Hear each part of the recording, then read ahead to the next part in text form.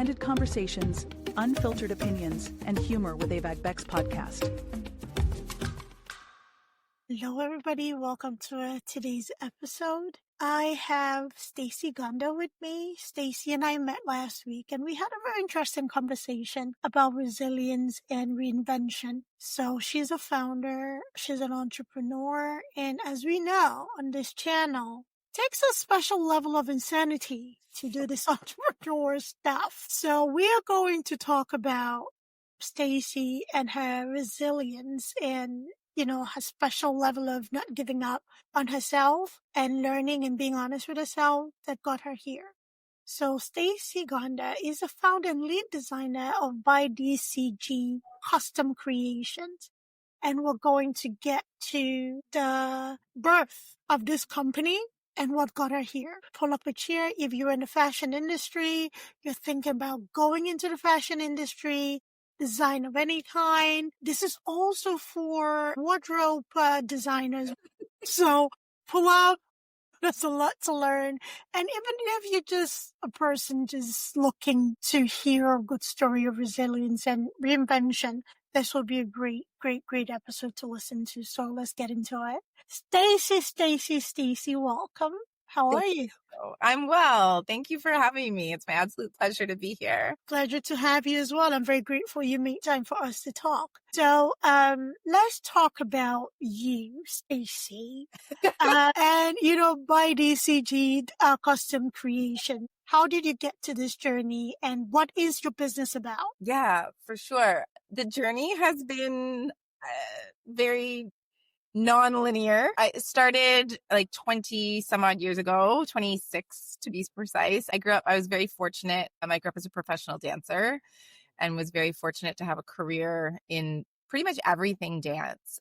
And I laterally shifted into costuming more so out of necessity than survival / necessity versus like, I never had like the dream that I was like, I'm going to be this. So I laterally shifted into costuming and did primarily custom costuming for competitive and recreational dancers, which was primarily children. And about 10 years into that, I realized this part I did see a gap in an industry where I live in Toronto, Canada, and the dance industry here is very seasonal. And so there was this gap in my revenue flow. And so at the time, I was really heavily involved in the electronic music festival here in Toronto as well. And so there was this gap in my revenue stream. And I saw that the mainstream music festival boom was starting to happen around that time. I was like, wait a minute, like I have access to this community of people who get dressed up and like do fun festivals. And so I married the two worlds of costuming and music and started creating, and I started a second brand. So I had two brands running congruently, one that was doing costuming for kids and dance, and another that was doing like kind of custom festival wear, if you will. So I did that for about another 5 or 6 years, both things congruently, and then cue the pandemic. And that changed everything. Yeah, it changed everything including my soul. And I had this moment, and you and I talked about this last week where I had this moment where I was like, shit, like, is this it? Like, is this where it ends for me? And I'm not the type of person who, if something's going to change in my world, it's going to be because I said so, not because somebody comes along and snatches it out from my hands. And I really tried to imagine myself doing something else, and it didn't work. I was like, none of this makes sense. My goal was to make sure that when the industry reopened and things were some semblance of forward motion, that my doors would be open. And so I hung on for the better part of 3, almost 4 years, because some of the things that happened here in Canada were a little bit different than the rest of the world. And so I rebranded at that point as By Stacey G. And I brought the two brands together as one, because that was the other piece that I've really been with this over this last maybe year and a half or so. It was an actual physical representation of the dichotomy of who I am. And then I was like, wait a minute, why am I keeping these two things very satellite from each other? And I decided to integrate them together. And so thus began By Stacey G Custom Creations, which still facilitates custom costuming for competitive and recreational dancers, as well as performers of all sorts, musicians, drag artists, business owners. I like to say that whatever your stage is in your life, that's who we create for. And also people who like to make a statement as they walk through the world and maybe walk on the other side of the street from mainstream messaging. Yeah. And I talked about this too, where it's like, it's been a blessing and a curse. There's been some very dark times, but also it's highlighted a lot of things in my own world that I don't know if I was pretending that I didn't know, or if it was too painful to know, or, insert thing here. I'm still in that exploration, but it brought me to where I am now. And not that I wasn't happy then or that I didn't love what I was doing, but it's a different version. It's a different version. And most recently, I've also started launching workshops to combine transformational mindset and emotional intelligence-based leadership with style coaching and with image and brand coaching. And it's an interesting relationship with those two worlds. And so that's that in a nutshell. I love it. It's an interesting but a necessary relationship with those two worlds. And I'm going to dive into not seeing a gap, however, doing something because, there was something to do. When you and I talked previously, we talked about entrepreneurs usually start their businesses because they recognize a gap in the industry, whatever industry they may be a part of. However, in your case, it was very non-traditional in the sense of there was no gap, but, this is where I'm finding myself and this is what I have to do.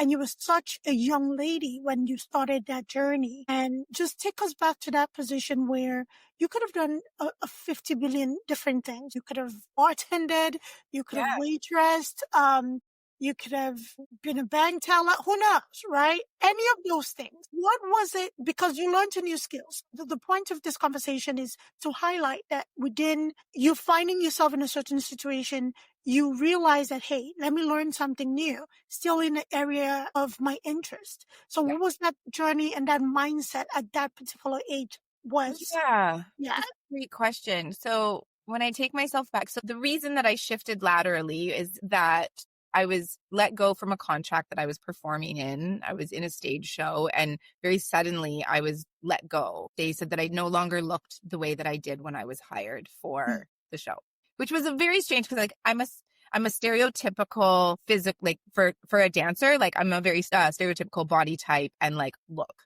However, I was in, a Cuban review show. And so there was I was very taken aback by it. I was like, oh, okay. Like, this is an interesting position for myself to be in. However, I was 24, maybe 25. And two pieces. Like I said, I had never considered doing anything else. I wasn't that person that had a backup plan. Like, these days they encourage kids that are dancing and looking at that trajectory to like put something else in place. It was the 90s. We didn't know any better.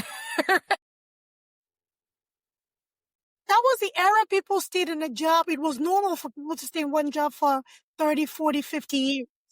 Yeah. So there was that piece where I was like, oh shit, like I literally don't know. I've never considered anything else. Yeah. And then the second piece is I was fortunate that somebody suggested to me, why don't you try something still in the realm of like arts? Like, why don't you look at stage management or wardrobe of some sort? And to this day, and I've gone back in the vault of my mind so many times, but I don't consciously saying it's costumes. Like, that's the thing, because I didn't know how to turn on a sewing machine. I had never drawn a sketch in my life, like a portfolio. What? I don't know. I was like, I had no reference. And like in hindsight, when I can still remember, I was in a two-bedroom apartment with like 4 people. And I remember sitting making a portfolio and like, I was like, I have no idea what I'm doing right now. I'm like, I'm just going to do it. And I don't remember also how I found the place, like the school that I went to is the International Academy of Design. It's a private institute, which it no longer exists. And again, like I have no recollection of like making that choice. So like something drew me there. And then the second piece is like, there's something to be said. And I've said this to some coaching students also and clients is like, sometimes there's something to be said for you have to. I don't generally like have to as a way of being per se, but sometimes your options are limited. And so whichever one you choose, like commit and go. And I didn't know, again, at the time, like my mindset wasn't as developed as it is now. I think I was running on instinct for sure.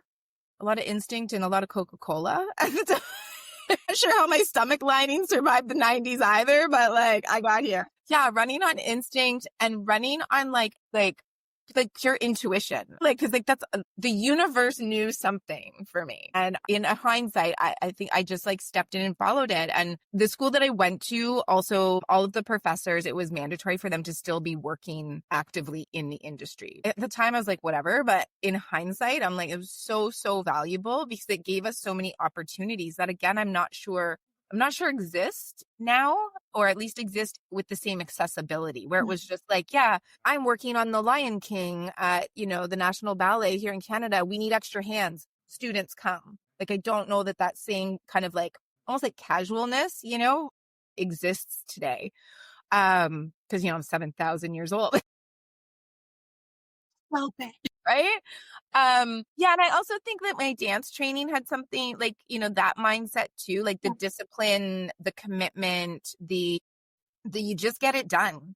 And coming through the industry as a freelancer before I opened my business. And even in the early years, I was still freelancing as a stitcher and as a wardrobe assistant and those things as I was growing the business. When I think about it, like it was a yes, of course mentality. And that's the same as when you're performing and you're creating choreography and like, it's yes, of course. And you're constantly pushing to like whatever that next thing is. Mm-hmm. And, I mean, I dated a guy in the like early 2000s and he was in the military and I was telling him about my ballet training and he was like, it sounds like the military.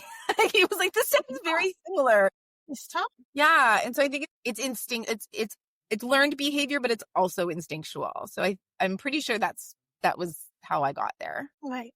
So Yeah. even like you mentioned you never, up until that point, you did not know your way around a sewing machine and you pushed through it and you found a school and you attended the school. At any point, again, I'm talking, this might be a strictly generational thing now. Sure. At any point, did you face difficulty enough to say, maybe this is not for me, or maybe I should try something else? Or like you said, it was kind of like I was let go of this contract. I'm here now. I have to get this done and I have to be great at it. I think it's the latter for sure. Cause like I was still, and like in hindsight, I'm not sure how I stayed awake for so many hours in a row. Cause it was a 4-year program condensed into 18 months. Mm-hmm. Yeah. Like when I think about the nights that we would stay in the lab drafting or doing whatever, and I was still teaching dance part-time. I was still like gigging a little bit here and there, but nothing like that was like a consistent job. And I would bartend a little bit here and waitress a little bit there I don't think it ever occurred to me. There were times where it was like, it was more so how am I going to continue to do and create all of the things that supports me continuing to move this forward, food and rent and car and whatever else, those things. Because even that in hindsight too, I'm like, how did I make that happen? Yeah. So again, like the only time I'm thinking this out in real time, and the only time that I ever considered maybe this isn't for me is the pandemic. Like in all of the years, I was like, and I think I said this to you last week too, like maybe there were times that I should have, it takes something very significant for me to like stop and be like, wait a minute, like let's assess the situation. I have a running joke that I eat possibility for breakfast because I'm like, we're very smart human beings. Yeah, like we have a very large capacity to create. So you don't tell me we can't do this. And I think actually, now that I'm saying that out loud, ever since I was a small child, I was like, what do you mean no? Not exactly. What do you mean? What do you mean? Why? Why no? Until we've exhausted like all possibilities to create the thing, then why is it no right from the beginning? Again, like now that I'm saying, I'm thinking this out in real time. And I'm pretty sure that that's the driving force for sure. Because I'm like, I don't know. And people ask me all the time too. They're like, how did you do all of the things? And I'm like, I just tried. Like, it's very, like at the end of the day, it's quite simple. It's like, let's just try. It might work. It might not. But at least then we know we tried. It's not just hanging out there in the air. And like how many things in our world wouldn't exist if somebody didn't just try? Absolutely.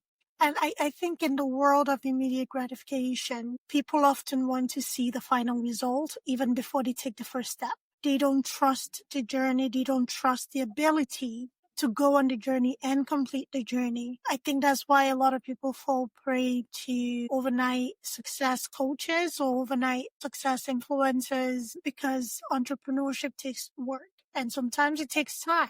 And it is that trusting yourself to not discount or discredit your ability in yourself and the possibilities that exist to go on that journey. And it's incredible that a lot of those things are intrinsic. And I love to see you thinking real time and reflecting. And it's like, I've always been this way. Oh goodness, look at that.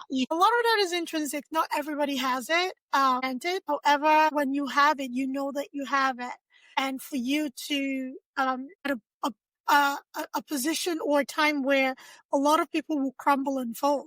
You were looking forward to this contract, you're excited about it, you did it for a while, only for you to get this news and get cut.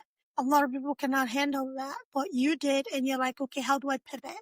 And you did that. And something else that you talked about, maybe when you considered it, was thinking on the long term, how do I interpret all the things that I've learned into success?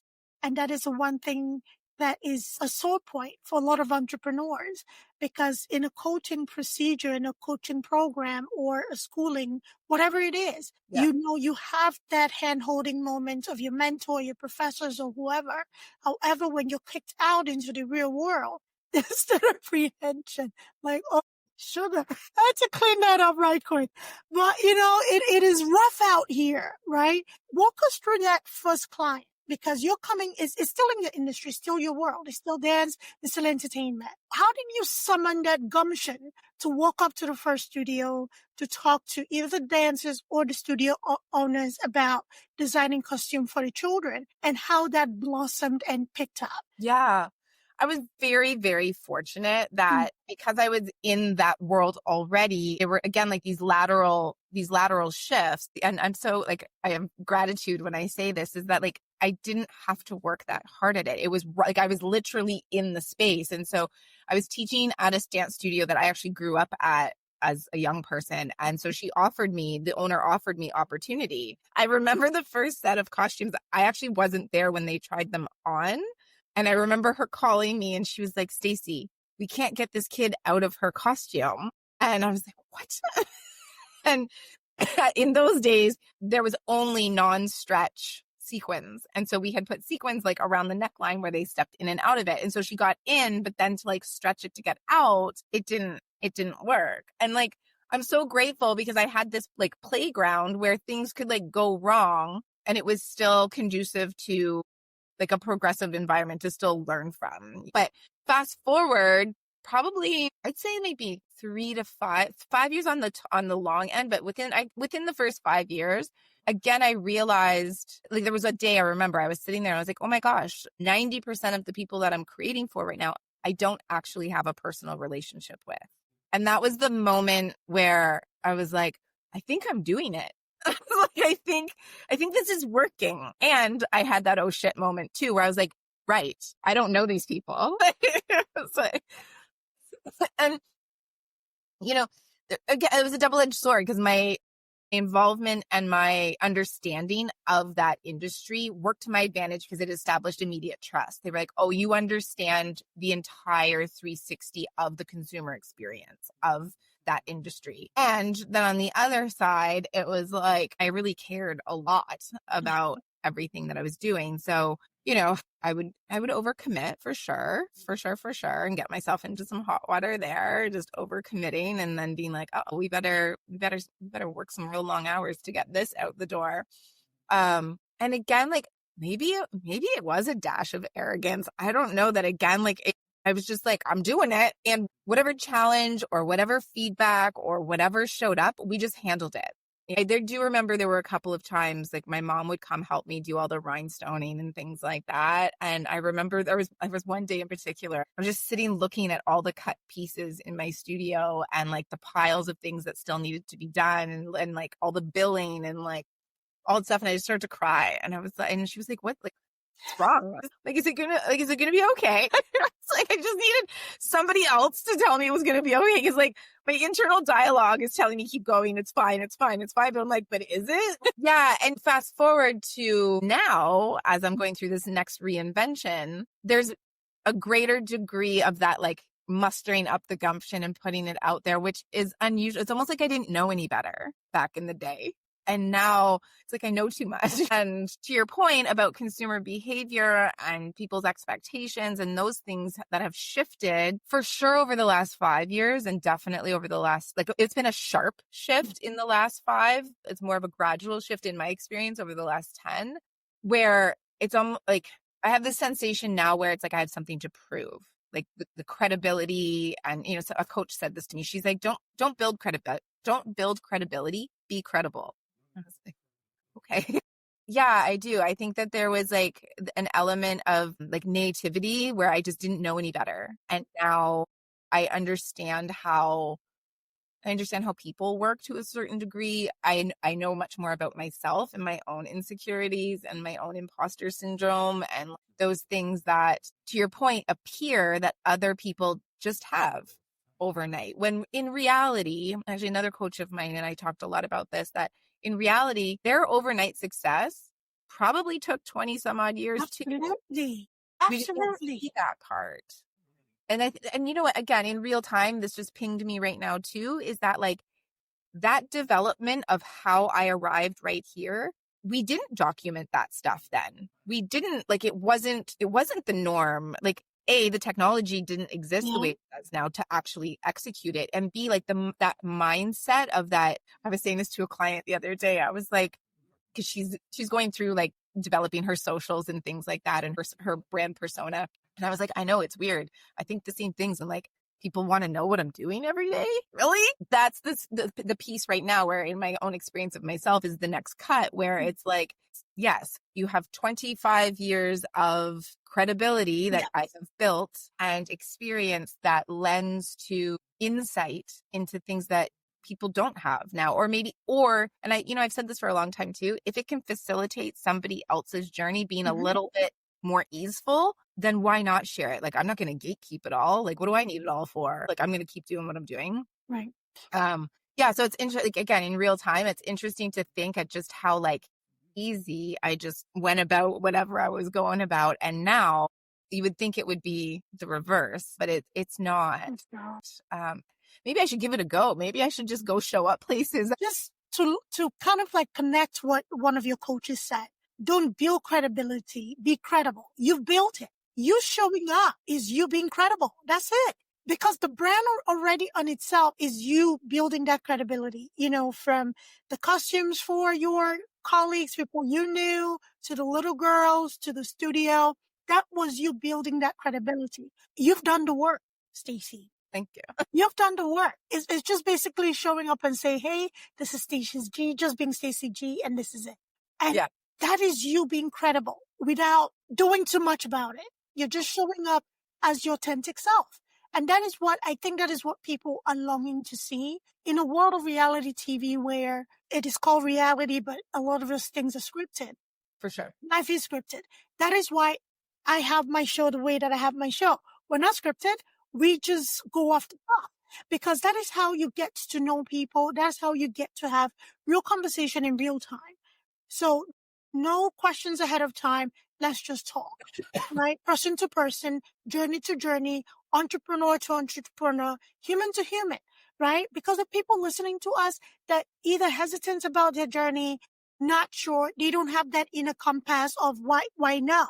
The rule followers, no is no. Okay, no questions asked, right? Yeah. So that is basically what your coach said, being credible. Because we get so wound up in trying to be with the times. And I'm speaking to myself and saying this. Totally. We get so wound up into, okay, I have to do this. And there are people hungry for what we know. There are people hungry to just sip from the knowledge we're so willing to give. But because we are so caught up in the process of how we deliver what we give, we don't give. So that is just that connection with Don't build credibility. You've done that. You've already done that. Be credible. Show up. Be you. Be yourself. Yes, you may not think people want to see you every day doing everyday stuff that to you sounds mundane, but we actually want to see it. Your mundane is a lesson to me. Your mundane is a skill check for me, right? I'm seeing that blue ruffle dress in the back, and it looks really cute. Maybe I'm just working on getting tooled together to ruffle just like that. And you're just basically being Stacey, doing this thing and showing, you're not really in the mood to teach. Ever, you're just putting something together. I'm like, oh my goodness, I never thought about doing it like that. Maybe I need to layer it. Maybe I need to cut different lengths so that I can have that cascade. You just never know who's looking to learn something new, a new technique. So look at me preaching to you, Stacey. No, So yeah, just, I think we get too sucked into doing things a certain way or doing things the right way or doing things whatever. Also talking about this journey, post COVID, and COVID was an awakening for you in so many ways. I was talking last week. Yeah. Both personal and business. And then something that you said to me that was very profound that I was looking forward to us having that conversation on this call. And you also mentioned it. You said, I don't know if I was pretending or I didn't want to know the things that I know now about myself. A lot of us, visiting things that are uncomfortable is uncomfortable. Yeah. Call a spade a spade. Call a spade a spade. So we rather cover in a beautiful lace and pretend it is not there so we can deal with whatever and move on. Why did you not turn and run away when you had an opportunity to confront that side of you or those emotions that you covered up so beautifully and basically ignored all these years, but they still had an impact? Why was that not a point of, no, my life has been great covering this up. I'd rather keep it covered up and move on. Why did you have the courage to stop and say, no, thank you for confronting me. I want to uncover this. I want to work through this. It's a really great question. Because so much comes like downloading into my mind. A couple of things. I can say this now. Had you asked me this question like in that moment, my answer probably wouldn't have been the same. Right. And what I know now is that my life wasn't that great. I like the lens in which I was looking through it, I was like, yeah, like this is okay. And I was willing to make it what I was pretending it was already. But I didn't know that I was in that kind of cycle until I was introduced to a leadership training program based in emotional intelligence. And there was a very pivotal moment during that training that we went through a particular exercise. And at the end of the exercise, they asked each person what they were experiencing. And I remember I was the last person to go. And I was like sobbing, like ugly crying, like snot, like things coming out of orifices that you probably don't want to do in front of however many other strangers were there. The only word that kept running through my head was what I'm experiencing right now is activation. And I think that was on it was a 4-day program and it was the Saturday night. And so Sunday morning, they launched into like what was next. And like, I remember I was on the phone with my coach, like before they even announced, like, I was like, whatever is next, like sign me up. Like, I don't care how I'm getting, like I was broke. I was like, I don't care how we're making it. I don't even know how we're going to do this. Like, I got into that same space again, where it was like, I know that this is like something inside of me is telling me that this is where I get to go for whatever is next. I don't know what's next. But look, I thought I knew what was next. I had all the stories made up about what was next. And so then I continued that journey and I started to see the results around me.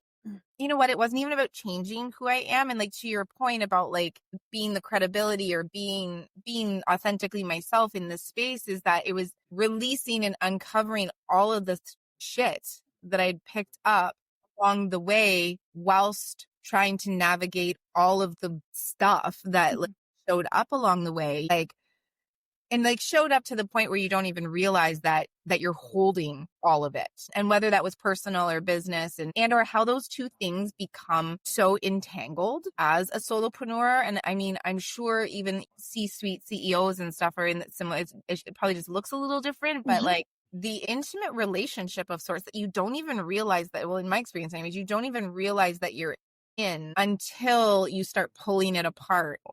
I realized I was alive. I was living to work versus working to live. And it was funny because one of the major motivations, I was like, the key piece for what was next in the program. And I was like, this would be amazing for my business as I got into it. And I started again to recognize that this was actually about me. And yes, of course it has benefited my business 100%, but only because I have shifted. And yeah, a couple of pieces, like I just started like literally physically feeling different. And then I started to see the results that I was starting to create in my life, and being able to see again, that kind of like that long-term vision that I instinctually had been creating when I was younger. And that was like one of the biggest, the most impactful moment in addition to that exercise that night was recognizing that I had forgotten how to be inspired and how to run and to be motivated by the things that come so instinctually to me, like those possibilities and the childlike wonder and the what do you mean we can't do it, like that had gone, like I don't even know where it went, like it had just become dormant. I think again instinctually just like understood the value and the freedom that was available if I just continued to show up for myself, and the improvement in the relationships around me, my relationship with myself. When I just think back, I can still see myself standing there, and I'm like, whoo, girl, girl. I mean, going through it takes bravery to go through that journey, and the snotting part definitely it happens, and just go with it. Whatever's flowing out, just let it go. And I'm going to draw a parallel. Sure. I'm not sure if this is accurate, but I did see similar patterns in my own life. You were classically trained in dance, ballet, and all of these things are rule heavy. And we have a tendency to attach charities to our lives. Because you had to show up for ballet, it didn't matter if you were actively in pain. You had to grin through that pain and get things done. You automatically took those rules and applied it to your life. It didn't matter what was going on, breaking apart. You had to put on this facade to show up and do what you needed to do for work. Right? So we have a tendency, the same thing with criticism. If you're in an environment where you're constantly being criticized, you're never good enough. And for anybody listening, you are made perfect. You are perfect just the way you are. Percent. Right? Great. So now that's out of the way. When you are in an environment where you're constantly criticized, and you can never do anything right, or within a family dynamic where you're told you're different, you're nobody like the family, you're constantly being, reprimanded or being told, you're the black sheep or whatever words that they use. There's a tendency to not be your authentic self and to pull that childhood wonder, that can-do attitude, pull that in for survival. So we do this for survival. It's not that we do it because we feel like beating ourselves down and dumbing ourselves down. You had to survive, Stacey.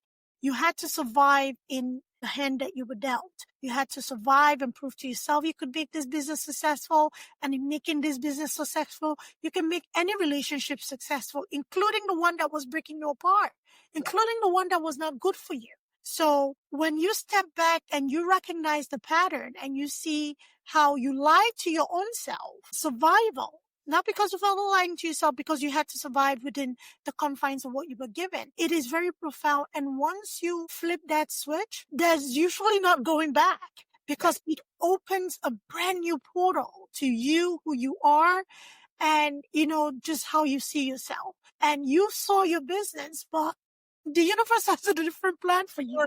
Totally. To your point, that was when the key piece was that I started to understand that I could choose it. Yes. That I still have those skills that you're talking about. And like, yes, they served me well, and they served me well in both realms. They served me well to get to that point that then I found myself in a situation where things were unhealthy.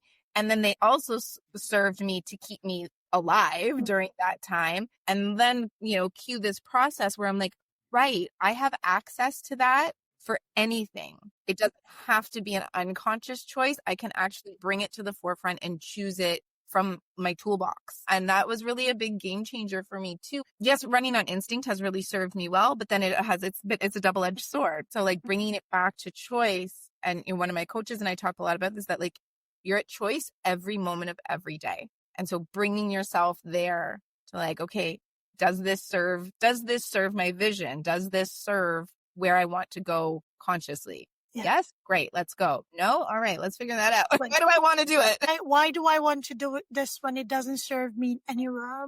And it takes that awareness of self for you to really point yourself in a trajectory and unapologetically live your life the way that benefits you, really. So yeah, a lot of us get to that point and there's no looking back. And some people get to that and they turn back and run because, again, it's uncomfortable, requires confrontation, and not everybody's built for confrontation.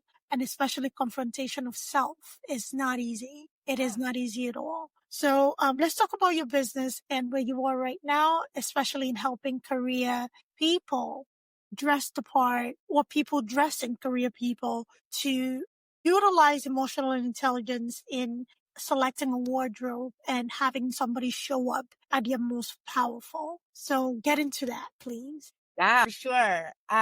Quite simply, your outside gets to match your inside. That's quite simply what the core of it is.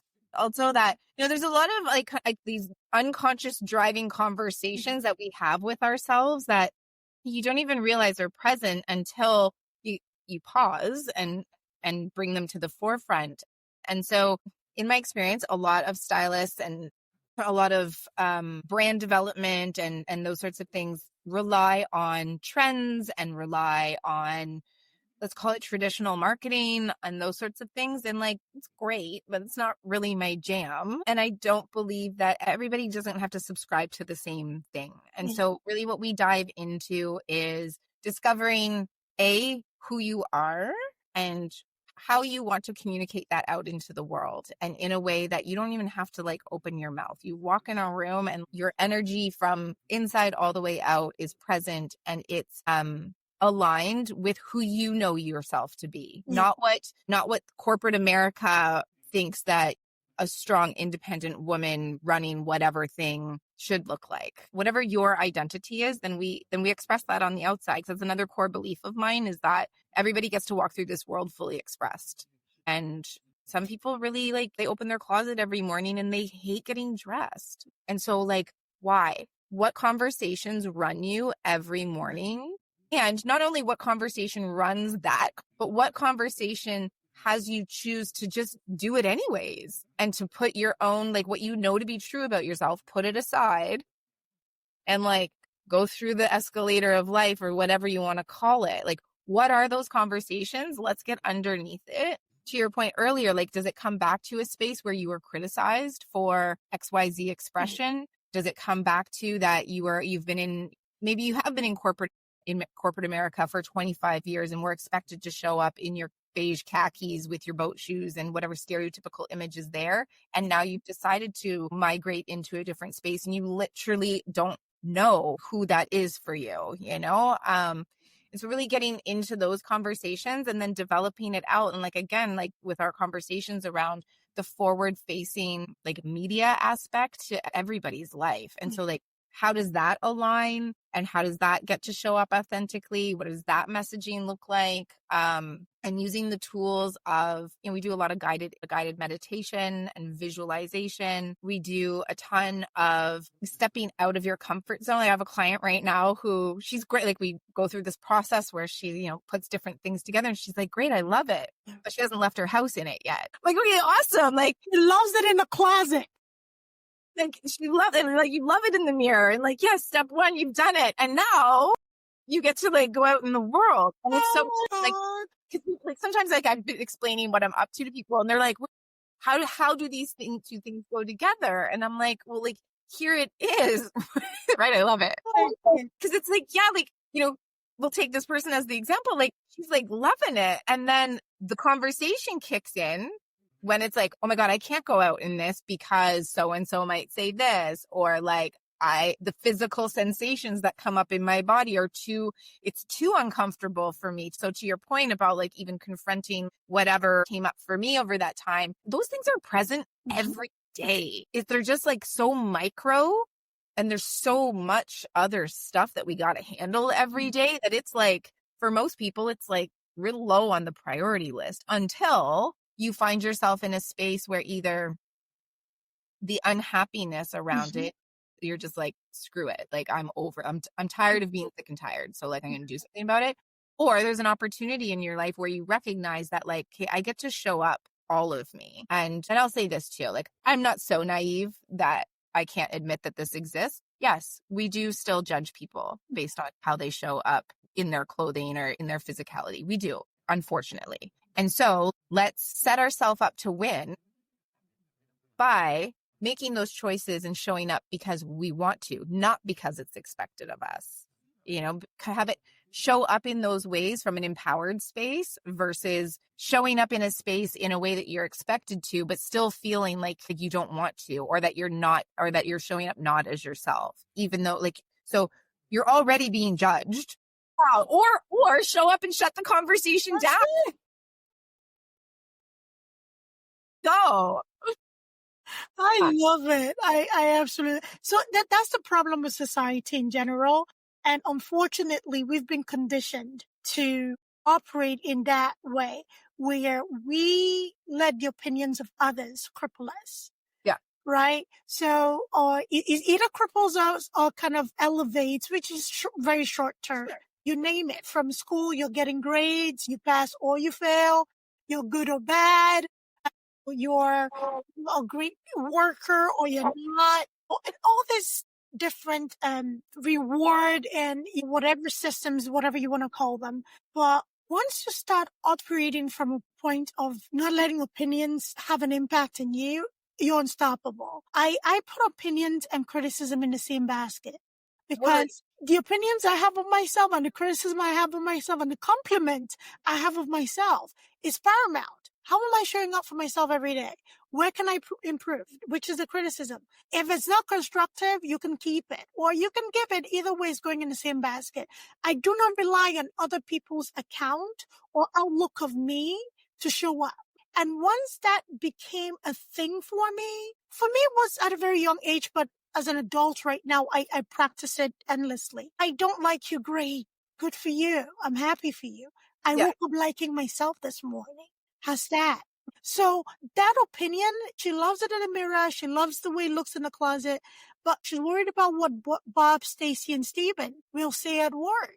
And who cares about Bob, Stacey, and Steven? Just show up. If you love it in the mirror, you love how it feels on you, show up. As long as you're not showing up in a halter top and yoga pants to a boardroom meeting, if you're doing that, I mean, hey, like, maybe, you know what I mean? Like, who knows? Don't let me, please, no judgment. The key piece too, right? Like, who cares what, Tom, Dick, and Harry, but also what is it about those opinions, to your point? Like, let's have that conversation. Right. That you're not like, the clothes aren't the Band-Aid. The clothes is the result of conversations, of the exercises, of like getting underneath and moving through so that your choices are free, like to your point, like they're for you and you're showing up in those spaces for you. You're not showing up to like, I don't even know what. Like, my favorite thing is like, people are like, well, where would I wear that? Wherever you want. There's no rules. Like, this is my whole thing where like the rules that have been traditionally in place, we don't have to follow them. You can if you want. I'm not saying don't. I'm just saying you have a choice and you get to create that choice and then act upon it from an empowered place, period. Yeah. We all have a choice, and I think your choice should be your choice. And it's great that you're empowering people through something as people may think as minute as dressing really does impact how you show up in a place, workplace, event, whatever. Yeah. I went to a tech event recently, and a mutual of mine who was actually one of the organizers for the event. It was a tech week event, and I thought I was dressed down as dressed down could possibly be. I had black slacks, a leopard print top with a blazer, simple blazer. And I thought, I'm dressed down, but I'm still showing up. And when I showed up at his event, he looked at me, he's like, what are you running for office? Something like that. Yeah, no, but am I overdressed? I'm like, I kind of, sort of. So again, and that's my showing up, attract certain people to talk to me. And I was able to, confidently show up. as myself. Yes, there were people there in t-shirts, but there were other people that later on showed up in suits. And I'm like, hey, look, people showed up and presented themselves how they wanted to present. And he's a friend. So he picked on me. It's fine. Where is it written that we all have to be the same? It's okay. Like, you want to wear a t-shirt? Go ahead. That's the irony. He really wasn't wearing a t-shirt. He was wearing beautiful dress shoes, dress pants, button-down shirt, and a t-shirt over the t-shirt. You're not that casual. You're not as casual as you think. He just felt like saying something smart. So I think it's the moral of the story for me is just show up how you're going to show up, how you feel comfortable showing up. Dressing to obligation, it's not most people's things. And even within organization that there's a set uniform, people always find a way to customize their uniforms. And that should be okay. So if I'm showing up in company shirt, black slacks, gray slacks, whatever, if I can add a brooch or charm or whatever, just to customize and, flare up whatever I'm wearing, that's my way of styling it to my comfort, to feel good in it. So what you're doing is really incredible and really, really important. And I thank you for stepping into your genius, I would call it. I know when we first started talking, I'm like, what gap did you see? It's like I didn't see any gap initially. Little did you know you were preparing yourself to get into that gap, to see that gap. I love it. I love it. So Stacey, as we wrap up our conversation, there's something I usually ask of my guests, to leave either a golden nugget or a few golden nuggets to our listening audience. So to everybody listening to us today, what would you like to leave them with? Oh, don't ever let anybody tell you no. Yes. Yeah. Because maybe the no is the beginning to something. If you see it, it's possible. Then I don't know. There's a quote that goes with this, and I'm really bad at remembering quotes. So, but it's essentially that like, if it wasn't possible, the idea wouldn't come into your mind. And so just because somebody else doesn't see it and replies with no, doesn't discount whatever that vision is that you have. Because it's meant for you on some level. Yes. Yeah. I believe that wholeheartedly. And most no's are not a totality. They're just a diversion to where you need to go. Yeah. Most closed doors are not closed doors. They're really directing you to where you need to go. So if you were still with that dance company under that dance contract until, as I know of most dancers, they dance until their body gives out completely. Who knows where you would have been, but you needed to be redirected. You got that no, and here you are today. So it was a blessing in disguise. So most no's are not no's. And just because somebody says no does not mean you end it, you stop it. Look at it, examine it, is a redirection of some sort. So I love that. Never take no for an answer. That's right. That's it. Love it. I love it. So thank you everybody for listening. Thank you, Stacey, for being here. I'm very grateful for your time. I'm grateful that you exist in the world. I'm grateful that you leaned into your calling and you're using your ability to improve the lives of people around you. So grateful that you exist again and again and again. And thank you for being here. Thank you all for listening. Stacey, please, where can we find you? So for anybody who's listening who may want to have you coach them or learn from you or have you kind of like style design them, please, where can they find you? Yeah. So the website is www.bystaceyg.com. It's Stacey with an E. And my Instagram is @bythestaceyg. And those are the two easiest places to find me. Right. Cool. And for anybody who did not get that in writing, we are going to include the links in the show notes. So you can just click in and get to her website and get to her Instagram and, see what you can learn and reach out to her. So if you find yourself in the fashion industry looking to pivot, this is somebody you can learn from. Thank you all for being here. Thank you all for listening. Very grateful for you. Take good care of yourselves. All right. Bye-bye. Thanks for tuning in to AVP podcast. If you enjoyed today's episode, don't forget to subscribe, rate, and leave us a review. It really helps us out. We'd love to hear your thoughts and continue the discussion. So join us on social media or drop us a message. Until next time, keep exploring, stay curious, and keep pushing the boundaries of your world.